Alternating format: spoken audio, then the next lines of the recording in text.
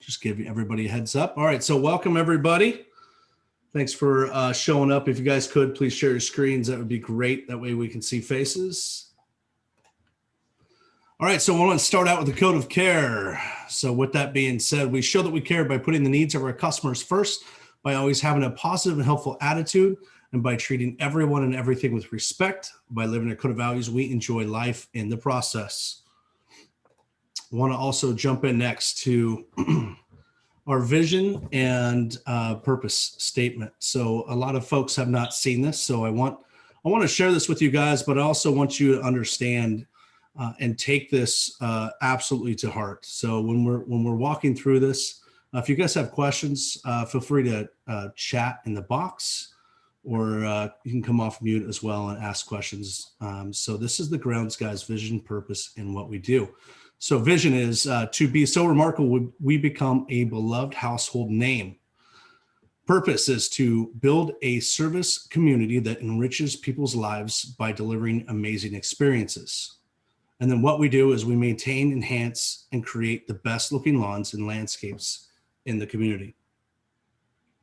So with that being said, is there any questions about what we do and what the Grounds Guys does? Anybody have any questions? No. So real quick, I just want to let you know that the Grounds Guys, we maintain. So we maintain properties, right? We enhance properties, and then we create. So when you think of maintain is looking of reoccurring services. Enhancing is the enhancing extras, right? We're bringing extras to that property. And then creating is the designing. We're asking the customer the question of what they want, right? And listening for that. And then we create the best looking lawns and landscapes in the community. With that being said, I wanted to touch on this slide as well, that targeted clients, their wants. And your clients, you guys know this, that your clients want the trust factor, right? And by giving them the trust factor, it's impact, it's not just services. And by that, it's full service, but it's also total customer care, right? And understanding what total customer care is, it just falls back to understanding of maintaining, enhancing, and creating of what the Grounds Guys does. So Svetlana, also, you had a couple things to add. Hey, Marcus, thank you for reaching out. I want to jump in and say kudos to the majority of you that I've already spoken one-on-one. You guys are doing a total care. You're going into the customer's property and you're looking not just how to mow the grass, trim, blow, and just really mow, and that's it, but you're looking at the entire property. And I really, really want to encourage us to do so, because the customer, our clients, don't have compartments in their minds. They're not looking at your P&L and saying, I think I'm just going to mow, have them just come and trim and blow. And then they say, oh, and maybe my shrubs, I need to do trimming for my shrubs, or maybe I need a patio. What the client does is experiencing the entire property inside and out. And we as the Grounds Guys, we approaching our clients' property and saying, we are here to do a total care. And you begin a conversation about the quality of life that client wants to have an experience in their property. So the question when you approach a client is, how can we serve them best by improving the quality of life that they have?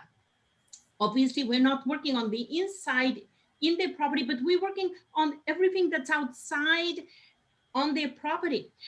And as you're carrying the conversation, keep in mind that the client doesn't separate their property. For them, it's all one problem. And if you can bring to them a problem-free property, that's what they're looking for. They would love you for it, and they will have you as their total care service for many years to come. Because every time you will approach them and their property, you're thinking in terms, how can I better the quality of life? You are there to serve them and to answer the problems, because if the pain is greater enough that they experiencing, they would buy the solution to that pain. Because so basically you are selling to them the solution to their problem. So you have to discover what is the problem, what is the want, what are they envisioning, what are they trying to maybe have something new, something that have created to create a value proposition for them for 2022. You've been with that client for a while. Maybe you're just mowing right now. Maybe you did a little bit of mulch, but you're there at the property and you're seeing the opportunities. But the thing is that the client is not in your head, and in his or her head, they don't have compartments. They're looking at the entire property. They don't know what you think about their property. You need to dig out with good coaching questions for them to tell you their wants and what they want. We moved here from the East Coast to the West Coast about a year ago, and we're just still trying to figure out, who we can hire to help us with some of our grounds guys, kind of like solutions that we can get. But we unfortunately don't have grounds guys in our own backyard. So we hired a contractor that came and was pulling the bushes, very old junipers that we had on the one side of the driveway. And we just kept bumping as we open our cars there. And so we have this awesome guy doing such a hard work, working on the front right side of the driveway. And he never even thought to ask us, do you have something else that I can do? We're like, you did a great job here. Can you come and trim on this side? Okay, yeah, I can. We had to ask a couple, 3 times, and then we looked at each other with my husband, and he knew that I wanted to add a garden plot in the backyard. And we had to take this gentleman to the backyard and say, hey, can you do a garden plot for us right here? We want to put some more herbs and some veggies in that. And he readily gave us a price after we prodded at him over and over again. And when he gave us a price, my husband decided to surprise me for Mother's Day. He bought me that gift. And I hope that as you, that when you're on someone's property, you're not going to wait for them to ask you questions, but you would ask them questions, because to us, this is quality of life. We've so enjoyed literally harvesting green beans from that particular plot of ground. And to us, our quality of life increased. We still remember this guy, and we're probably going to hire him again to come in the spring to continue to work on some of the other projects. But what if you're on someone's property and you notice, first of all, some problems that exist, and you're chatting with them and you're understanding what their wants are, what is the pain point on their property, so you can bring a solution. Keep in mind that we're around Christmas, but people can buy gifts, not just in terms of clothing or tech, but they can actually buy your services and can add to their Christmas gifts under the tree as a maybe certificate that they can buy from you that you can do in the springtime, whatever that looks like. Be creative, but keep in mind, people don't have compartments in their minds. They just look at their property. They want their quality of life improved, and you're there to do exactly that, because you're doing total care, total customer care. So I just want to say kudos one more time to you guys, because you're doing a fantastic job. In 2022, you have more opportunities for you to look at and offer to your clients. Marcus? Absolutely. Yes. So 2022, remember that we're not looking to compartmentalize the customer. So the biggest thing that we have to understand is when we're looking at maintenance, don't compartmentalize them just to maintenance, right? Compartmentalize them to being the full customer. I think the biggest thing that we miss as owners is we look at is maintenance going to be profitable, but what really is maintenance looking like? The idea is we need to look at the full customer. Customer acquisition is a customer, right? Look at that full customer, look at all the services together, and then you'll understand the profitability of each customer. And that's what we need to be walking forward in 2022 with. With that also being said, 2022 is going to be a fantastic year. I want to introduce you guys to Mr. Phil. He is the new VP of Operations to the Grounds Guys. And I would like Phil to take just a couple few minutes to introduce himself and also share some great conversation with us. Go ahead, Phil. Yeah, thank you. Thank you, Marcus. Nice to meet everyone. This is my second call with a group of franchise owners. Nice to meet you virtually. Look forward to getting out and meeting you face to face. Again, my name is Phil Hultquist. Certainly call me Phil. I'm excited to be here. A little bit about my background, and then I have some informal comments. Just want to share some thoughts that I have with you. This is actually my 36th day, so I don't know if it's fair for me to take a deep dive into things I see, and but Josh has a strategic plan, and we talk about where we want to take the business daily. And again, we talk a lot here about best in class brand, and that's our ultimate vision. But I come to the Grounds Guys with 30 years plus of franchise experience, mostly in operations, but most recently in franchise development. So I've worked with owners across North America, really focusing on operations and sales and profitability. And I'll touch on profitability here at the end. But I've been part of many different groups. I'll talk about performance groups because this group is our upper tier. In the past, I've worked with performance groups on trying to collect best practices and sharing them across a group of franchise owners.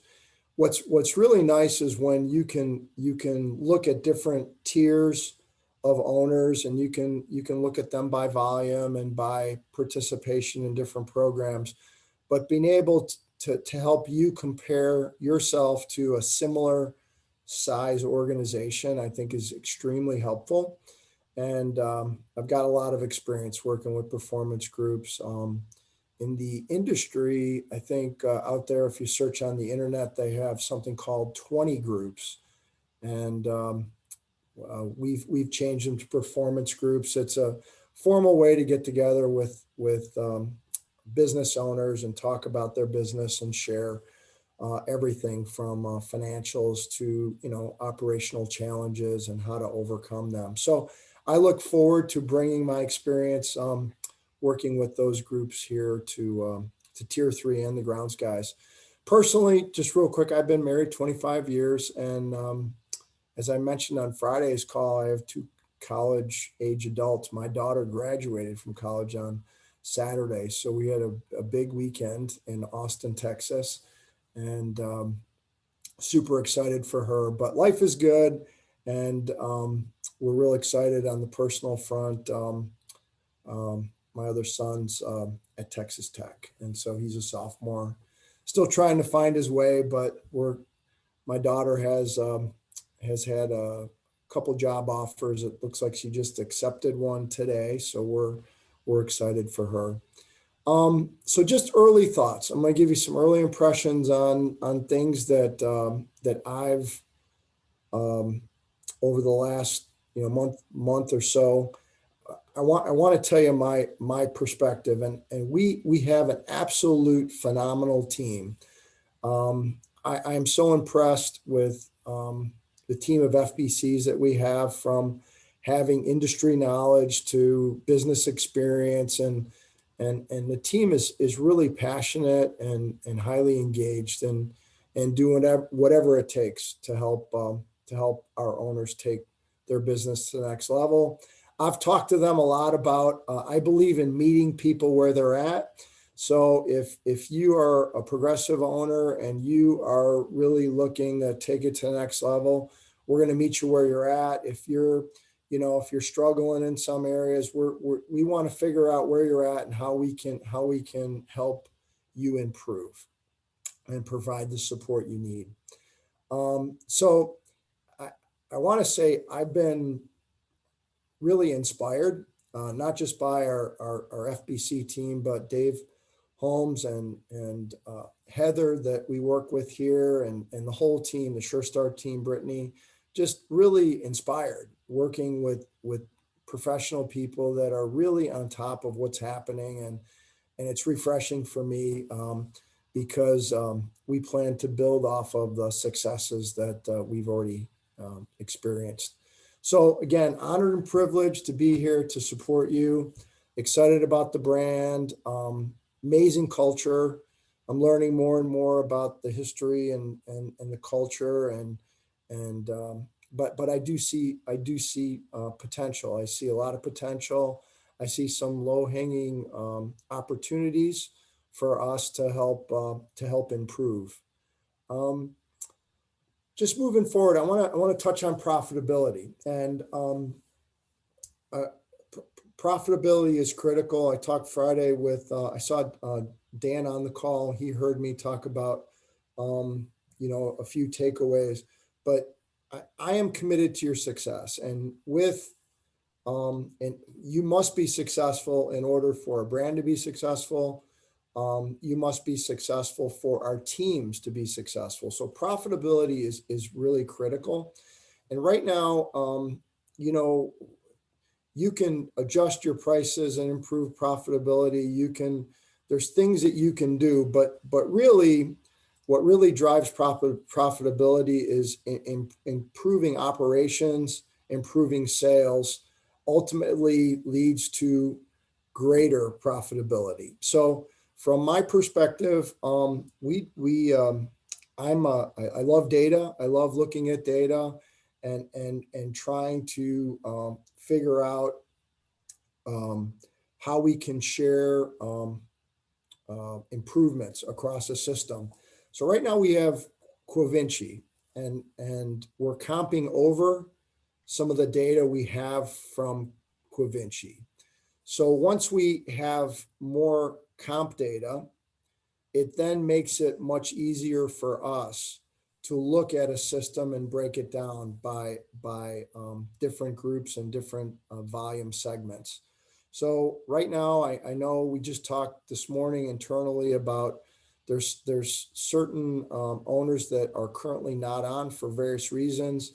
So we want to get everybody on Quovinci, because that will be an important platform for us as we move forward, and especially as we have comp, financial information, it will help us. So the way I've approached that in the past is when you got a composition of financial information, you're able to then look at certain variable expenses. Your fixed expenses for the most part remain the same, but looking at key variable expenses like labor and materials, you can then look at across volume and across different, let's say different staffing sizes that are out there. You can put together what I like calling an optimal range within your financial statement.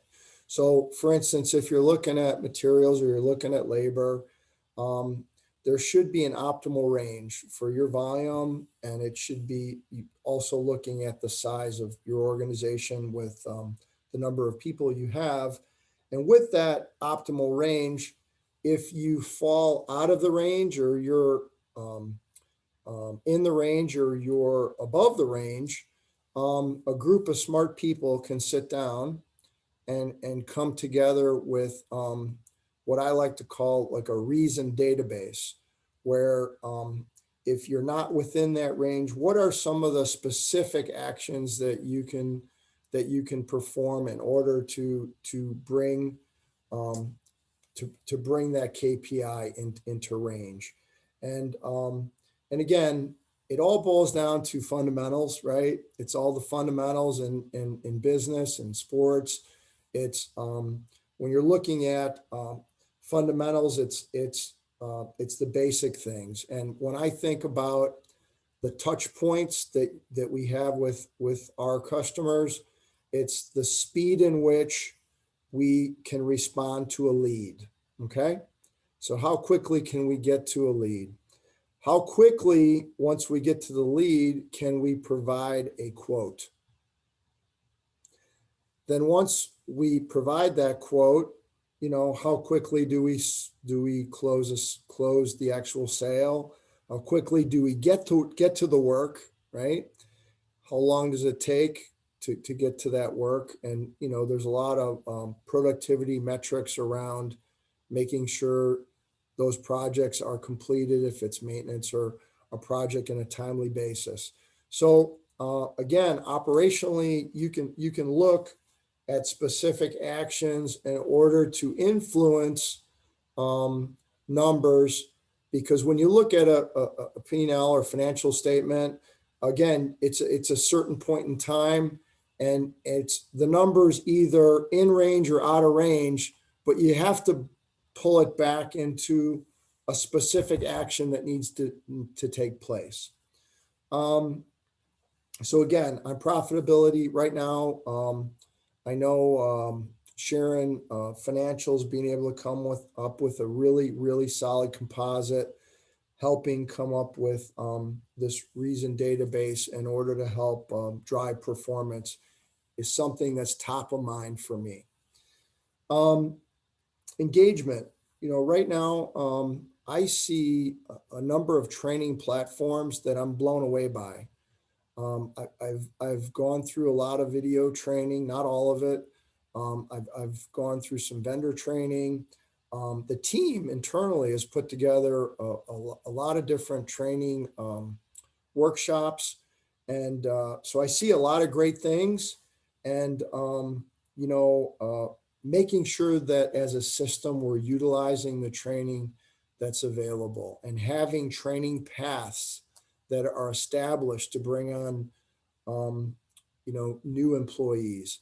And then Marcus and I were talking last week about, how do we, train within our teams and help improve the knowledge base that we have, so that we're cross training within the group. So engagement's key. That's from engaging with your FBC, business planning and budgeting, but also attending meetings, training, and the regional meetings and such. On brand standards, I don't have a whole lot other than I know we touched on it on Friday. I don't think we're ready to share. Obviously, the brand standards are critical, and from uniforms to the way the vehicles look, to the way our trailers look. And I'll also say this, I'll comment, I've only been to one meeting, but we all represent the brand, and I call it on-brand management. And when we're out, from ownership to our team to, people that help manage production that are on your team, or sales people that are on your team, it's important that people are in a proper uniform, wearing proper attire. And, I will tell you, I have experienced already some areas of opportunity, just coming to a meeting and how we represent ourselves, and in a let's just say hotel environment. I think it's really important. It is a reflection on everybody, and it's a reflection on the brand. And so anyway, a little bit about engagement, a little bit about profitability, a little bit about brand standards. I will tell you, I am looking forward, learning every day. I was joking with Josh. I'm listening to classic vinyl on my Sirius radio, and I was quoting, I don't know who wrote that song, but I am feeling stronger every day. I'm on an accelerated a steep learning curve. And I'm anxious. I want to be productive, and I'm anxious to get out more. And I'm talking to owners every week. I'm capturing best practices, and I look forward to my next time where I can share further information with you on things that I see and things that as a team we plan to do. I know on Friday we talked about Career Plug Pro and the differences between Career Plug Pro and the basic. And across Neighborly, we're getting 3.5 times as many applicants if you're on the Pro version versus the basic version. And even within the grounds guys, I saw in certain months we were 6 to 8 times on the enhanced version, the Pro version. So I think that's a pretty good program. I don't think we have time to get feedback on this call, Marcus, but I, normally like to get open mic. What do you think? What can we do? There was also an email that I wanted to share with the group on that I thought would be very helpful if you're on Career Plug. There was an email where you can just do a quick email right now. They will help you streamline some of the information, because I know that program is very robust, but you can basically go to the email and they will help you with some of your streamlining questions. And I believe it's Career Plug. I'll have to get it to you, Marcus, to be in for follow-up, but it's a very simple email. I can't read it right now. But basically, they're there to help us. They're there to help us leverage that software. The basic is being paid for. The Pro version, you're paying for it, but again, by paying for it, we want to make sure you're truly leveraging the capabilities. But with that, that's all I had. Again, thanks for having me. Appreciate it. And back over to you, Marcus. Yes, absolutely. So Doug, yeah, you have it, support@careerplug.com. You guys can email them if you like. If you have questions, I'm the actual SME, so I'm the expert in Career Plug. You can also ask myself. Just to give you guys a heads up, a big win for the grounds guys is we are the strongest brand in Neighborly in Career Plug Pro. We have the most actual users in Career Plug Pro than any other brand, percentage wise overall, right? So again, our users are pretty well user friendly in regards to Career Plug Pro. So if you guys have questions, concerns, please reach out. And Phil, if you want to bombard Phil with emails, go for it. So I love it. You should have my email, and certainly if there's any urgent need to speak, I'm happy to speak to you. I'm available even early evening. Feel free to reach out if you have something on your mind. I'm again looking forward to meeting you in person. Super excited about where we're heading, and under Josh's leadership, I'm really impressed with our vision. And again, best in class brand. That is our ultimate goal. And I see we're doing a lot of things right. I talk to owners every day that are truly thriving. And I've talked to people that are struggling at the same time, but ultimately it's all about, making sure that we're best in class and continuous improvement. Absolutely. Thank you, Phil. I appreciate you. Thank you. Thank you. If you guys want Phil's email, you guys can look in the IT support file that I sent you guys via email a few weeks back. His email is actually listed in there, so feel free. Real quick, we want to touch on budgets. Both GG Pro and QuickBook budgets, for the majority of you, you're all working on them currently. I haven't actually talked to one owner that isn't working on or done with one or the other. I'm going to send out an email with directions afterwards for both QuickBooks and LMN budgeting, just as some best practices as well as how-tos.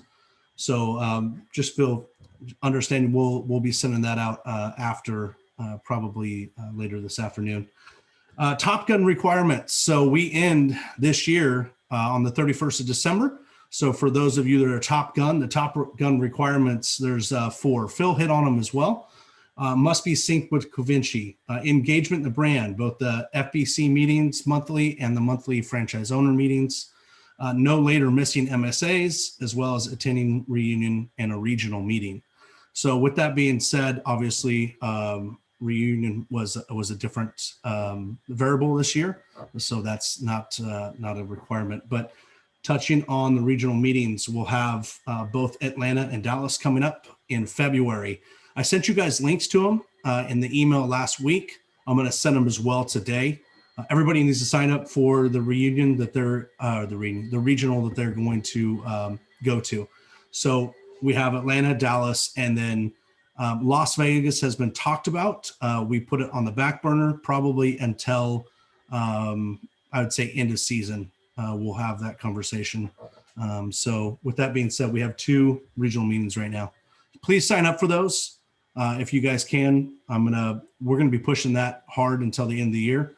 We want to have everybody sign up and know how many people we're going to have at each location. With that being said, we're going to jump into a panel of pros. So with that being said, I'll have Mr. Jeff Baker, John Yorzinski, and Daniel Sadler come off mute. These 3 gentlemen I met with, and we met last week. And we wanted to create a panel of pros for you guys each week as a valuable point of reference for peer-to-peer. So with that being said, I'm going to start off and I'm going to ask the question. And the question is what moves your business forward? And with that being said, I'm going to start with John Yorzinski. And John, let's go ahead and kick off. What moves your business forward? All right. So as I reflected on that question, we saw a lot of very rapid growth over the last year or so.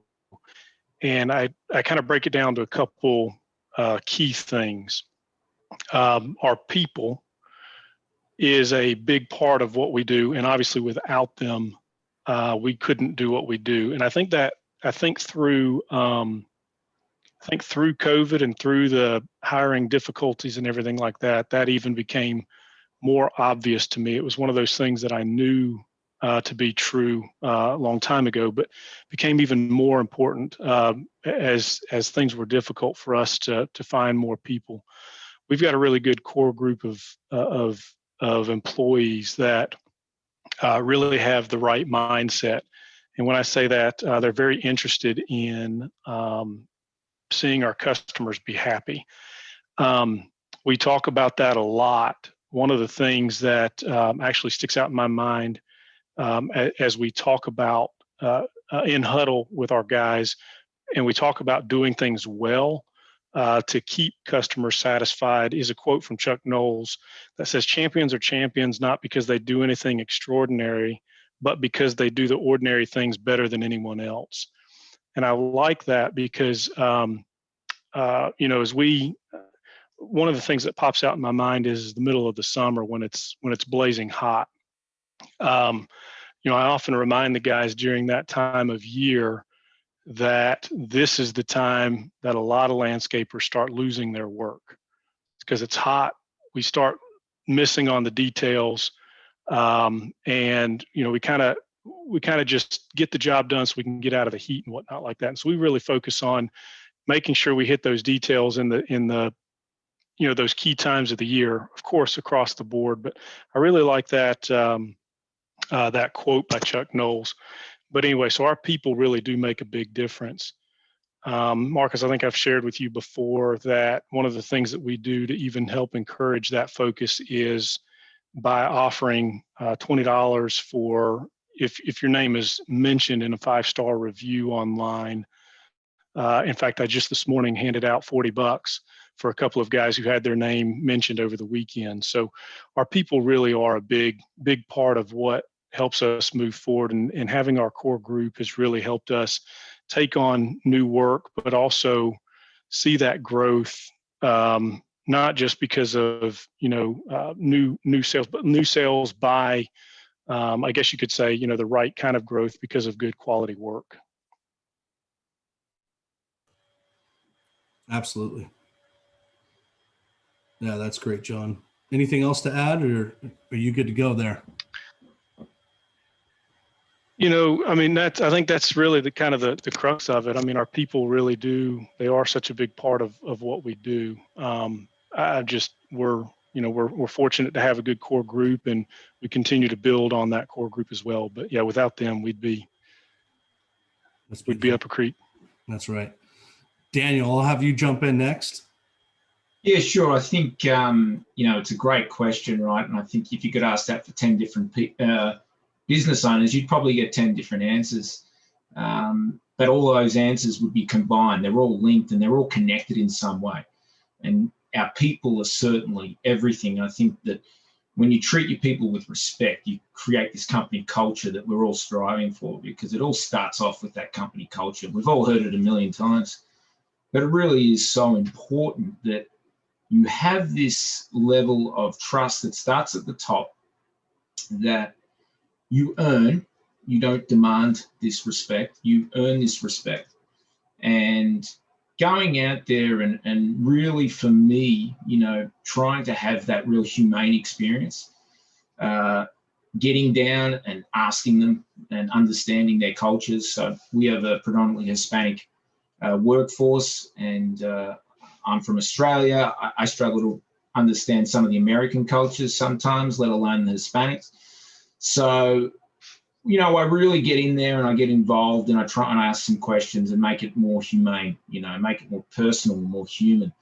And, you learn a lot about the guys, and not only necessarily the Hispanic culture, but individually. Like, one of my guys is a Jehovah's Witness.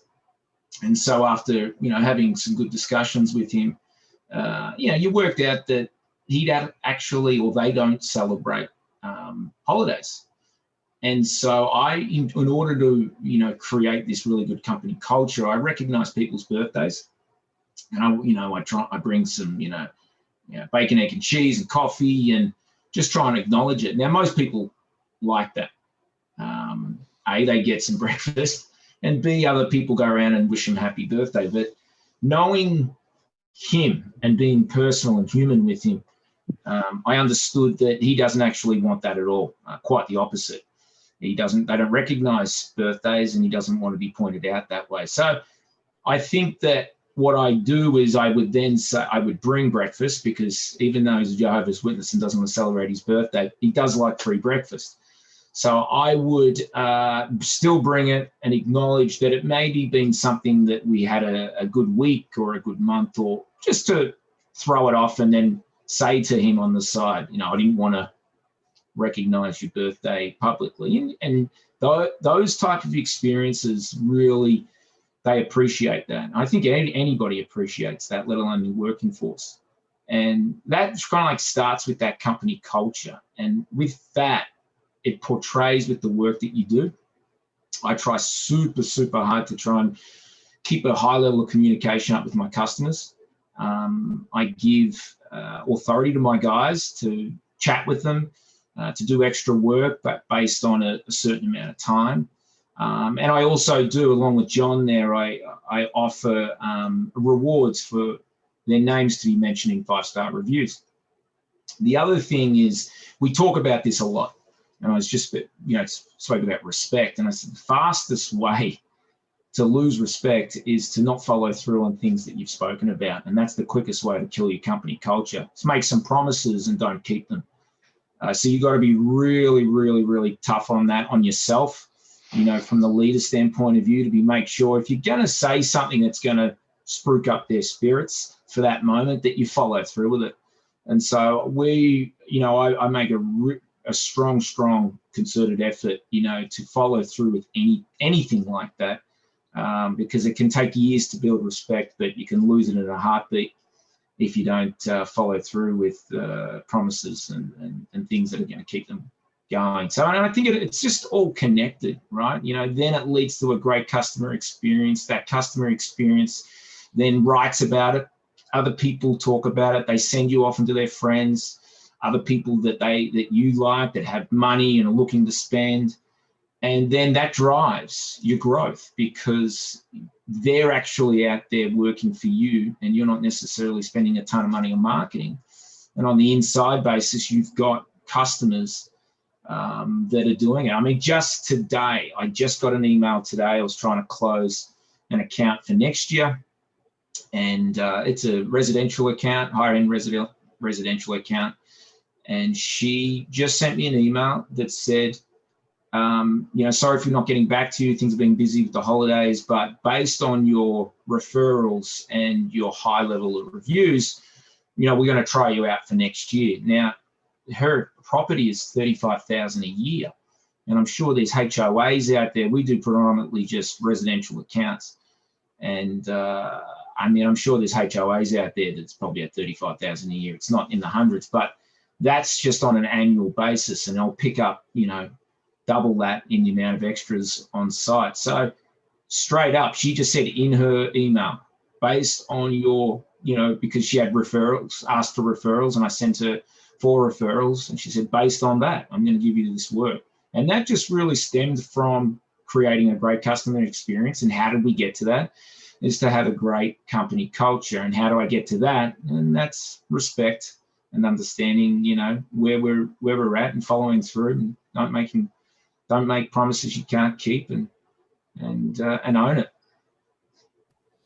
Absolutely. One thing that really sets Daniel aside, which I truly love, is that you do the code of care in Spanish every morning. Well, no, I allow them to do it. I do the code of care in Spanish on Fridays. So if I feel like I'm dropping a little bit, I'll do a Thursday and a Friday. But I think some of you may know that, I don't speak a lick of Spanish, and they all give me a hard time. Well, they speak to me in Spanish for me to try and learn and help. But I said to them at the start, with English being their second language, that my sign of respect was that I would learn the code of care in Spanish and that I would then perform that code of care once a week and they would get to rate me on it. And I'm happy to say that I've had quite a few 10 out of 10s in the last few months. And it's just part, it just builds a good company culture. They like it, I like it.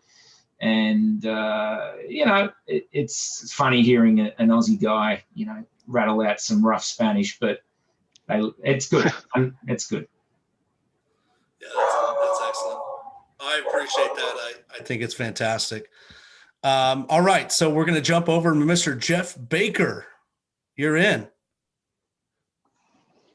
So I guess I would say that I haven't known Daniel long enough to have a long track history with him, but I know that my perspective on what moves a business forward is pretty unique to myself. But John and I have 5 or 6 years of history talking together individually on the phone. And I can tell you one thing I think he would agree with, and it just popped into my head while I was listening to everybody talk, is that when me and John used to talk back in the day, it was always how we couldn't get through these 12 and 14-hour work days. And the effort we were putting into our business was on the front end, and we're broke. And we're wondering if it was worth it, right, John? We're like, what are we doing here? And I think for me, Yes. the epiphany just happened, and me and John have a similar story. Businesses are almost identical even today. It's just kind of crazy how it's worked. But what moves your business forward is the people. So, we talk about leads, and I'm big into motivation and mindset because it's what's worked for me. And, we talk about leads. When's the best time to essentially buy your leads or market for your leads? It's not when you need them, it's when you don't need them. And I think a lot of us, it's a self-reflection of, are you putting effort into your people when you have to, or are you putting effort into your people when you're choosing to? Because if you're waiting to put your money where your mouth is, which at the end of the day, it's culture, but you can't have culture without money. So nobody's going to come to work without a paycheck. So what makes the paycheck worth it to come for? The culture. So if you're investing in your people with money when you're choosing to give them something that's worth it, then you're going to build a team that can move your business forward. And something I say to almost everybody that I interview the first time I talk to them is I say, this is a partnership. You don't have anything without me, and I don't have anything without you. And if we can't work together, we're both going to be dead in the water. So I think that our industry especially has a severe problem with not investing in people. That's the norm. It's what's expected, and it leads to high turnover. And our industry has kind of accepted that as, hey, we're just always going to run through bodies. I don't think that has to be that way. I don't work 12, 14 hours a day anymore. I put all my efforts into being a technician for years and years, and it got me nowhere. I started putting all my efforts into people in the back end of my business, and everything changed. Like, I'm not going to say overnight, but as close to overnight as it can get to. And I would challenge everybody on this call to really ask yourself in a personal moment, am I putting in the effort for my people? And it's going to cost you more money, but it's going to make you more money too. This was the most challenging year for labor. And I mean, I don't feel like we struggled with it that much. We had a couple of times, like everybody, because of the issues in our, the whole society and country with the coronavirus and unemployment, all the different factors that went into it. But at the end of the day, we had our biggest year with our core group, and we had less employees. And we did it by investing in people. And so, I know we say it all the time, we invest in people. It's not about how much you feel like you invest in them. It's about how much they feel like you invest in them. And that's where I'm at. And that's where I've been all year. So that's what I would say about moving your business forward. It's people, because you're not going to make a dime if you don't have the right people. And we all know that, because we all talk about all the time, we could be at this level if we had the right people. It's not even people, it's the right people. We all say it all the time in our conversations daily, but I think if you put your money where your mouth is with the right kind of benefits and offer some things that you might not want to on the front end, I think you might learn to like those benefits that you invested in, because it's going to bring you rewards that you're not going to have if you don't do it. So that would be my perspective. Absolutely.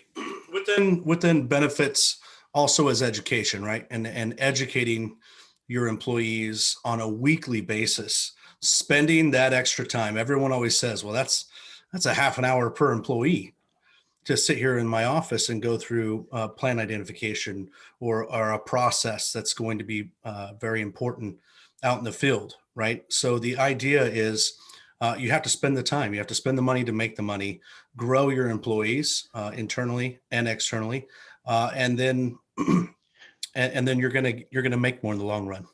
I love that, Jeff. Jeff, a couple of things Marcus, I want to. Yes, go ahead, John. I was just going to say on that point, as Jeff was talking, and then as you did too, one of the things that we did last year, roughly about this time, was we took a half a day and brought everybody in, and we really just opened up and said, here's where we are, here's where we're going, here's how you fit into that, and really took. It was actually an all-day event. We did some training in the morning, and then we took everybody to Topgolf in the afternoon. And a year later, I still hear feedback on that day. The guys appreciated that.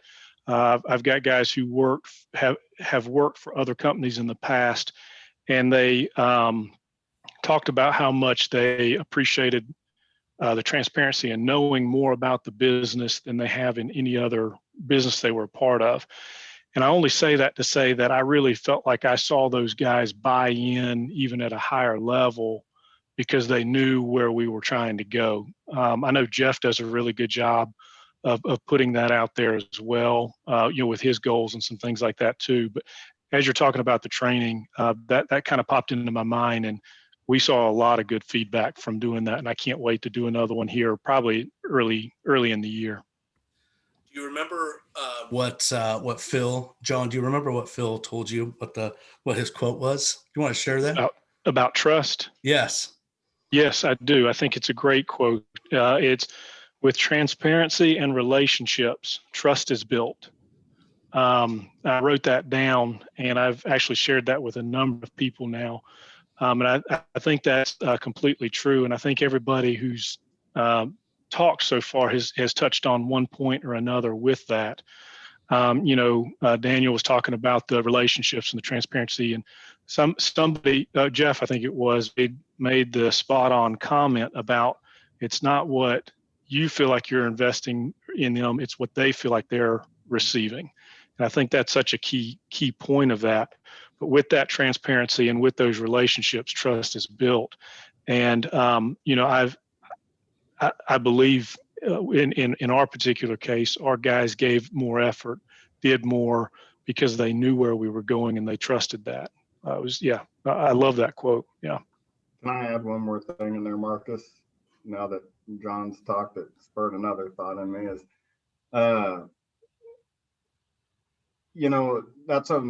and me and John had those conversations before about team building and stuff over the years, and it's all coming to fruition. But one thing I would challenge each of you to do also is ask yourself, who's making my budget every year?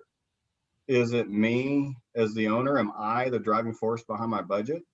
And I think a lot of us have this internal fear of sharing. It's just money. It's just a business. You're going to, at some point, if you're going to make any money, you're going to have to build a team that's going to have to understand your numbers, or they can't. I mean, I would venture to guess, and if I'm wrong, please call me out for it, but I don't think anybody bought into a franchise to be the single point in driving their business's budget. And, it was uncomfortable for me for a long time to open my books and share, some of our financial stuff with the right people, obviously. But if we're going to, as a location, and move your business forward, and it still goes back to people, it all is around the people.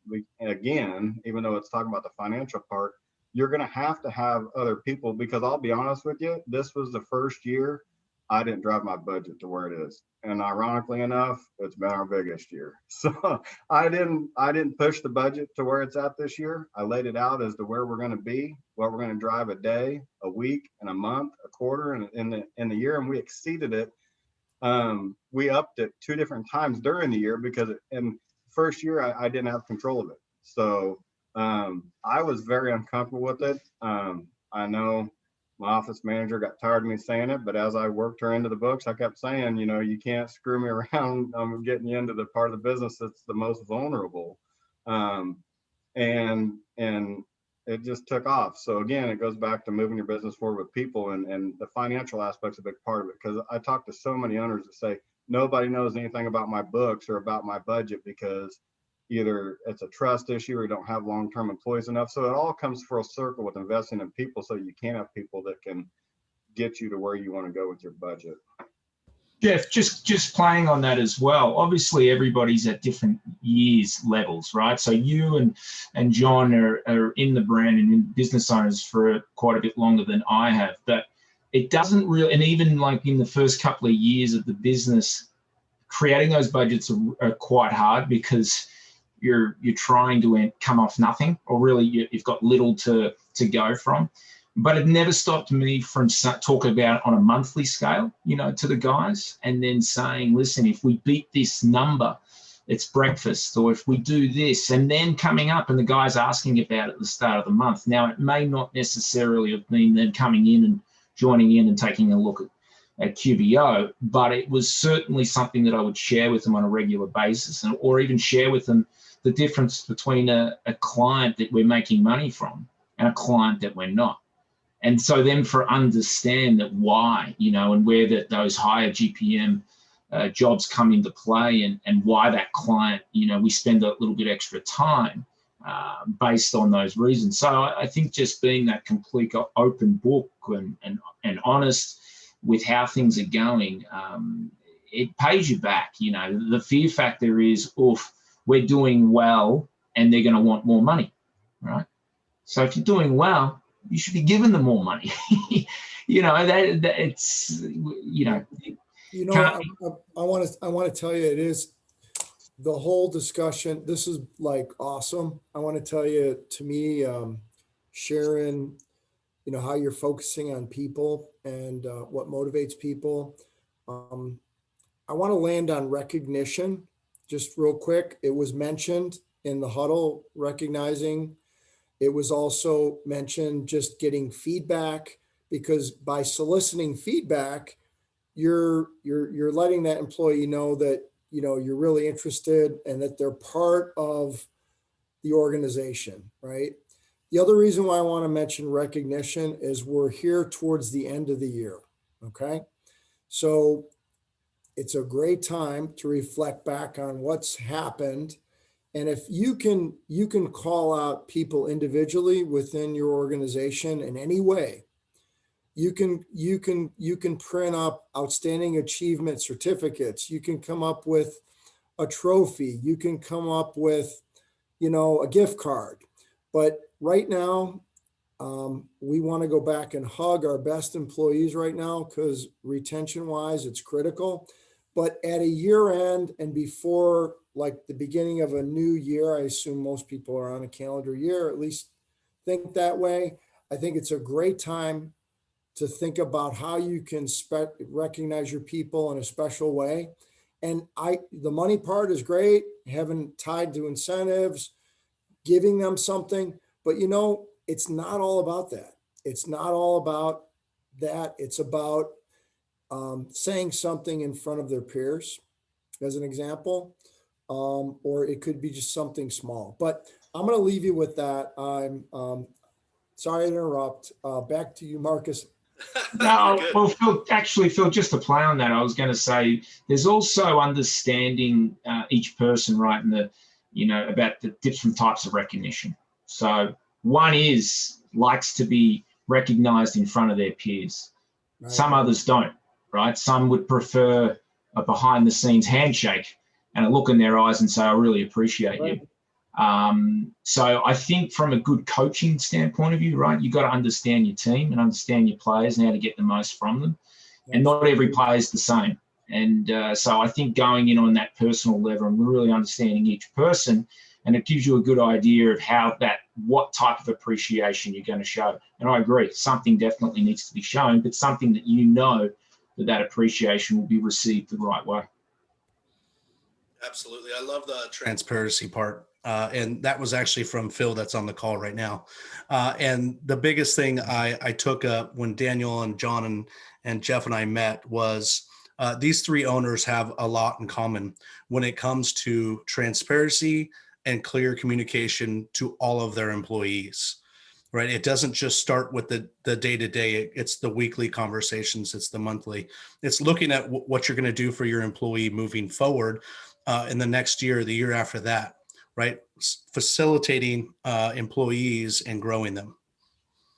So with that being said, I have some homework for you guys. So for all of you that are on the call, of course, I recorded it, so I'll send it out. But the homework is 'tis the season, right? And I'm kind of throwing this in as a curveball. Svetlana and Phil don't know I'm doing this. But I would love for each and every single one of you to take a picture of both huddle of your crew.